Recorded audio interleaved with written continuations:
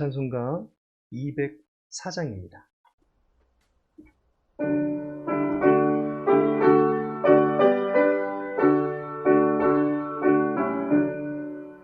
주의 말씀 듣고서 준행하는 자는 안석 위에 떠닫고 집을 지은 같아.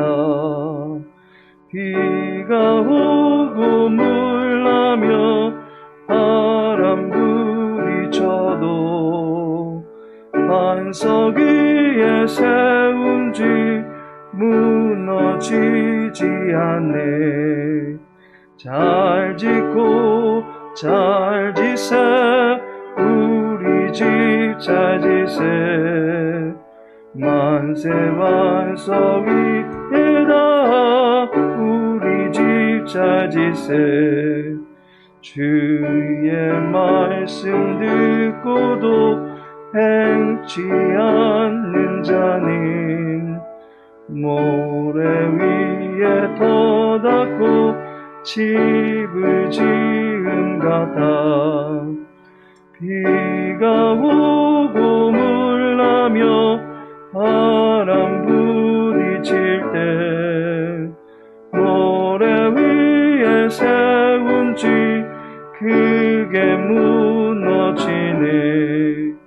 잘 짓고 잘 지세 우리 집 잘 지세. 만세 반석 위에다 우리 집 잘 지세. 세상 모든 사람들 집을 짓는 자니 반석 위가 아니면 모래 위에 짓네. 우리 구주 오셔서 지은 상을 줄 때 세운 공로 따라서 영영 상 벌 주리. 잘 짓고 잘 지세 우리 집 잘 지세. 만세 반석 위에다 우리 집 잘 지세. 열왕기상 15장입니다.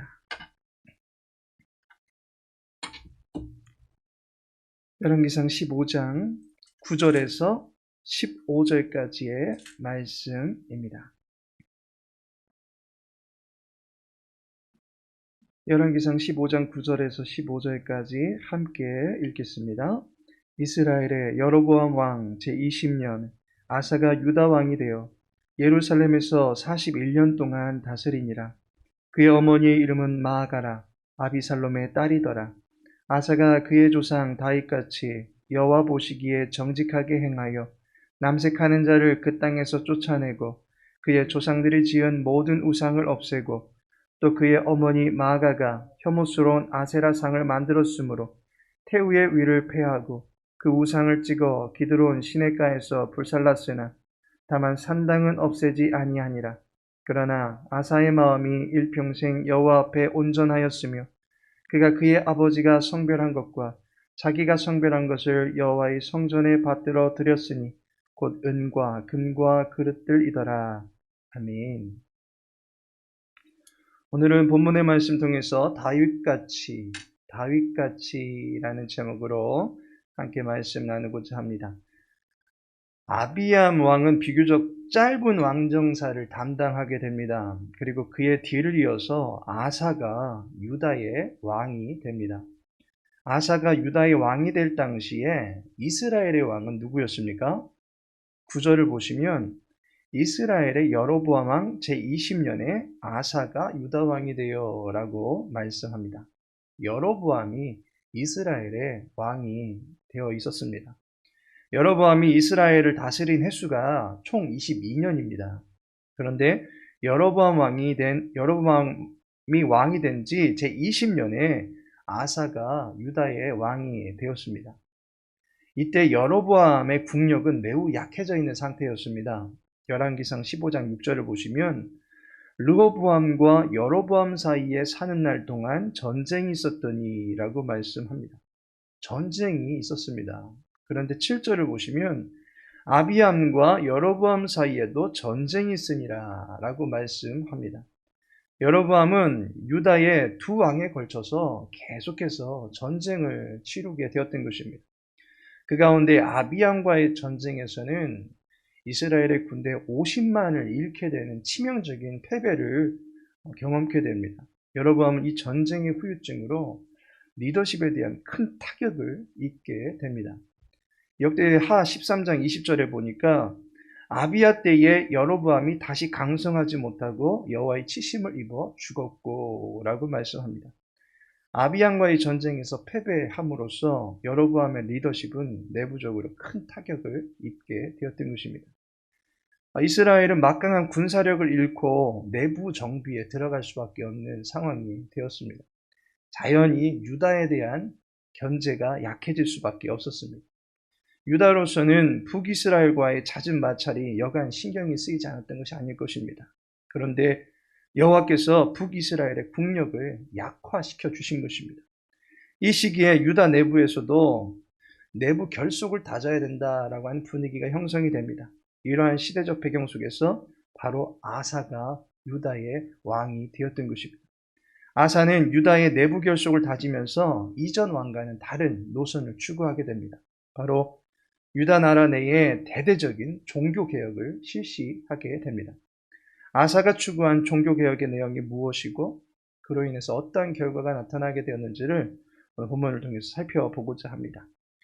아사 왕이 내부적인 결속을 다지는 차원에서 정신적 또는 영적 통일을 이루어야 된다라고 하는 쪽에 무게를 싣게 됩니다. 그로 인해서 그의 개혁은 종교를 개혁하는 쪽으로 방향을 잡게 됩니다.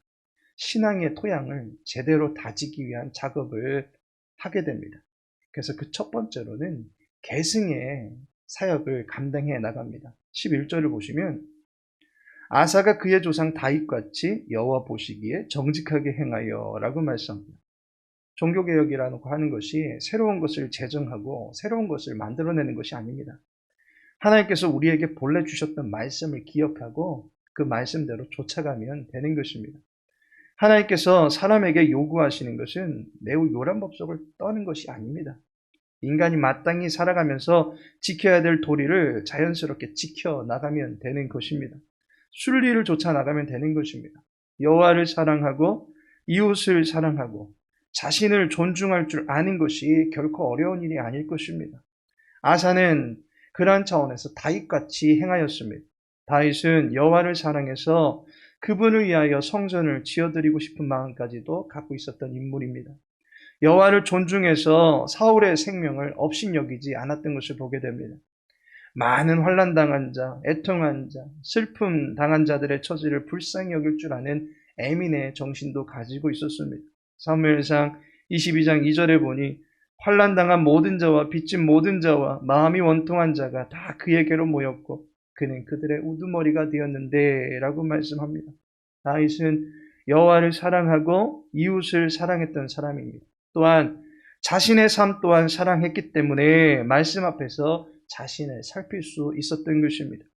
하나님에 의해서 택함받은 거룩한 자존심을 지키고 그 위상에 해가 되는 모든 죄악된 것을 하나님 앞에서 철저하게 회개하였습니다. 자신의 악행으로 인하여 하나님으로부터 매질을 받는 것조차 달게 받았던 사람입니다. 여호와 앞에서 자신을 살피며 살았던 인물입니다. 아사는 이러한 다윗과 같이 하나님 앞에서 말씀을 쫓아 살아가려는 자세를 계승했던 것입니다. 두 번째로는 개혁의 사역이 진행이 됩니다. 12절에서 13절까지 아사가 행한 개혁의 종교개혁들이 나타나고 있습니다. 그 가운데 13절을 보시면 또 그의 어머니 마아가가 혐오스러운 아세라상을 만들었으므로 태후의 위를 폐하고 라고 말씀합니다. 여기에 언급된 마아가는 아사왕의 가족입니다. 본문에서는 어머니라고 소개되어 있지만 정확하게는 어머니 윗대의 선조를 가리키는 것입니다. 아사의 선조인 마아가는 유다 왕조에서 자신의 아버지인 아비암과 또한 자신에게까지 정신적 역할을 수행하던 사람이었습니다. 그런데 그녀가 골수 우상 숭배자였다라고 하는 것이 문제입니다. 13절을 보시면 혐오스러운 아세라상이라고 말하고 있습니다. 이 아세라상을 그녀가 만들었다라고 하는 것이죠. 만들었다고 하는 것입니다. 아세라상이면 아세라상이지 그에 대해서 혐오스럽다라고까지 말하고 있는 것을 볼 때 아세라에 대해서 치가 떨릴 정도로 불편했던 열왕기 기자의 심정이 고스란히 배어 있는 것을 보게 됩니다. 이와 같이 극도의 혐오감을 주는 아세라를 불러들이고 숭배했던 것이 마아가입니다. 아사는 이러한 마아가를 왕후직에서 폐위시켜버립니다. 아사 왕은 자신의 가족에게 모질게 대하는 것이 결코 쉽지 않은 일이었을 것입니다. 그러나 여호와 하나님 앞에서 우리가 중시해야 될 것은 먼저는 그분과의 투명한 관계를 유지하는 것입니다. 가족도 친구도 그 어떤 실리적인 관계에 있는 그 누구도 여호와 하나님과 우리 사이에 개입되어서는 안 되는 것입니다. 누구 때문에 신앙을 포기하고 누구 때문에 자신의 믿음 생활을 저버리는 일은 결코 있어서는 안 되는 것입니다. 우리의 신앙은 오직 자신과 여호와 하나님과 일대일 승부를 보아야만 하는 것입니다. 아사 왕은 이 부분에 대해서 단호하게 개혁을 시행해 나간 것입니다. 가족일지라도 여호와와 유다 나라 사이를 방해하는 이가 있다면 과감히 개혁을 하기로 했던 것입니다. 아사는 고질적인 우상숭배의 악순환을 끊어낸 것입니다. 아사 왕은 여호와께서 택하신 나라 안에 흐르고 있는 종교적인 타락과 사회적인 음행의 모든 더러운 고리들을 끊어내는 개혁을 과감히 시도한 인물이 되었다라고 하는 것입니다. 그렇다면 이런 종교개혁의 결과가 무엇입니까? 역대하 15장 9절을 보니 이스라엘 사람들이 아사의 하나님 여호와께서 그와 함께 하심을 보고 아사에게로 돌아오는 자가 많았음이더라 라고 말씀하고 있습니다. 종교개혁은 유다에서 시행했는데 정작 아사의 종교개혁으로 인해서 이스라엘 사람들이 예배자의 자리를 찾게 되었다라고 말해주고 있습니다. 열왕기에서는 다루고 있지 않지만 동일한 내용을 다루고 있는 역대하에서 이 사건의 결말을 소개해주고 있습니다. 역대하에 보면 여로보암이 종교법을 제 임의대로 세우고 제사장을 제 임의대로 세울 때에 어떠한 일이 벌어졌는지 아십니까? 이스라엘의 수많은 제사장들과 레위인들이 유다로 남하하게 되었다라는 사실입니다. 역대하 11장에 보면 그 이유가 언급되어 있는데 역대하 11장 14절에 보면 레위 사람들이 자기들의 마을들과 산업을 떠나 유다와 예루살렘에 이르렀으니 이는 여로보암과 그의 아들들이 그들을 해임하여 여호와께 제사장의 직분을 행하지 못하게 하고라고 말씀하고 있습니다. 북이스라엘 사람들이 여로보암의 종교 편의주의를 모두 다 찬성했던 것이 아닙니다. 그의 종교 정책에 항거했지만 그것이 안 되기 때문에 자기들의 처소와 모든 땅을 버리고 유다로 넘어오게 되었던 것입니다. 제대로 된 종교 생활을 하고 싶어하는 바람이 있었기 때문입니다. 이제 아사가 종교개혁을 시행하면서 이스라엘에 있던 레위인과 제사장 그룹뿐만 아니라 수많은 백성들이 유다 나라로 모이게 되었습니다. 여호와 앞에 바로 설 때에 그 사람으로 인해서 수많은 사람들이 참 진리를 듣게 되는 것입니다. 또한 참 진리를 행할 수 있게 되는 것입니다. 여호와 앞에 바로 서는 교회로 인해서 수많은 사람들이 안식을 얻는 공동체 생활을 할 수 있게 되는 것입니다. 하나님께서 사랑하시는 성도 여러분, 빌립은 와서 보라 라고 하는 초대로 인해서 나다나엘이 그 초대를 받고 예수님께 찾아와 예수님의 제자가 되는 것을 보게 됩니다. 예수님께서는 수고하고 무거운 짐진 자들아 다 내게로 오라 라고 하심으로 말미암아 많은 사람들이 주님 안에서 쉼을 얻게 하셨던 것을 보게 됩니다. 여호와 앞에 바로 서 있는 한 사람으로 말미암아 천국은 겨자씨와 같은 작은 나무일지라도 그 나무가 커서 가지를 내고 그 가지에 새가 깃들이며 수많은 열매를 맺을 수 있게 되는 것입니다. 가장이 제대로 설 때에 가정이 또한 제대로 설 수 있는 것입니다. 목회자가 제대로 설 때에 교회 공동체도 건강하게 세워져 갈 수 있는 것입니다. 교회가 제대로 설 때에 교회가 자리한 지역이 거룩하게 변화되어져 나갈 수 있게 되는 것입니다. 믿음의 사람 한 사람이 말씀의 도리를 계승하고 죄악된 삶을 개혁해 나가기를 힘쓸 때에 하나님은 그 한 사람을 어두운 세상을 밝히는 등불로 삼으시는 것입니다. 오늘도 말씀 앞에서 자신을 살피면서 말씀의 도리를 굳게 붙들고 거룩을 계승하고 죄악된 생각과 행실은 개혁해 나갈 수 있는 저와 여러분의 삶이 되어짐을 통해서 우리의 가정이 여호와 앞에 온전히 서게 되어지며 이 지역과 이 나라 이 민족이 하나님 앞에 올바르게 서게 되는 일에 복되게 쓰임받을 수 있는 여호와의 등불들이 다 되시기를 예수님의 이름으로 축복합니다. 다 같이 기도합니다. 아버지 하나님, 주님의 말씀을 사모하는 마음을 주시고 하나님과 동행하며 나아가는 기쁨이 넘칠 수 있도록 도와주옵소서. 주의 교회가 마지막 때에 진리의 등불을 밝힐 수 있도록 도와주옵소서. 신앙의 좋은 전통들을 만들어갈 수 있도록 도와주시고 믿음의 후대들이 여호와의 편에 서서 주님의 나라를 일궈갈 수 있는 거룩한 일꾼들로 설 수 있도록 도와주옵소서. 코로나의 끝이 보인다고 하면서도 연일 확진자들은 늘어가고 있는 형편을 봅니다. 주님, 이 또한 지나가게 될지라도 여호와를 더욱더 의지할 수 있는 연단의 시간으로 보내며 잘 인내할 수 있는 믿음의 사람들 다 될 수 있도록 도와주옵소서. 주의 교회 권속들을 돌봐주시고 육체의 형편을 위하여 기도합니다. 마음의 힘을 내기 위해서 주님을 의지합니다. 모든 연약한 이들의 처지를 살펴주시고 긍휼히 여겨 주시옵소서.